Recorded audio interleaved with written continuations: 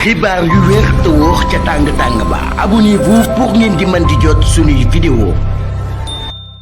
dal leen ak jàmm seen bi di Buzz 221HD kii di Souleymane Niang di directeur de l'information ci biir télévision bii di TFM ginnaaw bu premier ministre bii di Ousmane Sonko génnee daal di xamal sénégalais yi que ne bu dépendroon ci télévision classique yu daal di nekk ci réewu Sénégal rek kon duñ daal di mës a jot ci bopp réew mi. ndax si ñooñee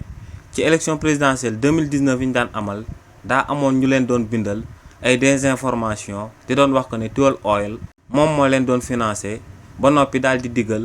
kullu leader yu daal di nekk ci parti boobee di Pastef ñu daal di boycotté yenn ci télévision classique yi te premier ministre bii di Ousmane Sonko di doon wax indirectement jëmale ko ci télévision boobee di TFM ginnaaw bu premier ministre bii di Ousmane Sonko yëkkatee kàddu yooyu ba noppi. kii di Souleymane Niang daal dina ko ciy tontu kii di Souleymane Niang ne lu leer ba am moom mooy que ne télévision bi di TFM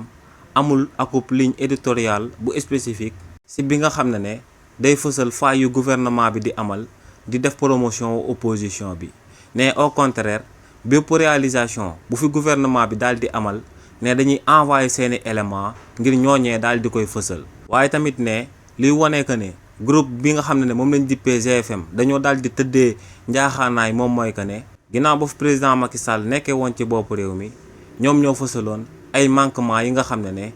ay autorités yu bokkoon ci régime boobee amaloon nañ ko ci fond force Covid 19 bi ba li ni mel njëkk daal di jur aku polémique jëmale ko ci force fond Covid 19 bi. waaye tamit ne ginnaaw bañ tabbee son excellence président Bassirou Diomaye Diakhar Faye ci bopp réew mi dañuy jot ay xibaar yoo xam ne ñu leen koy jox. dañ leen di bëgg a piéger ngir ñu fësal ay xibaar yu warul jëmale ko ci gouvernement bu bees bi waaye ne balaa ñoo divulguer benn information jëmale ko ci gouvernement bu bees bi dañuy amal ay vérification comme niñ koy amalee ci bépp xibaar buñ mënta daal di jot. donc ne lu leer ba am moom mooy que ne waa TFM akub ligne éditoriale bu neutre lañ daal di amee ne duñ ay pro opposition waaye tamit duñ ay pro waa parti bii di Pastef ne dañoo daal di tëddee njaaxaanaay nekk ci diggante bi di joxe la bonne information. xibaar yu wér te wóor ca tàng-tàng ba abonnez-vous pour ngeen di mën di jot suñuy vidéo.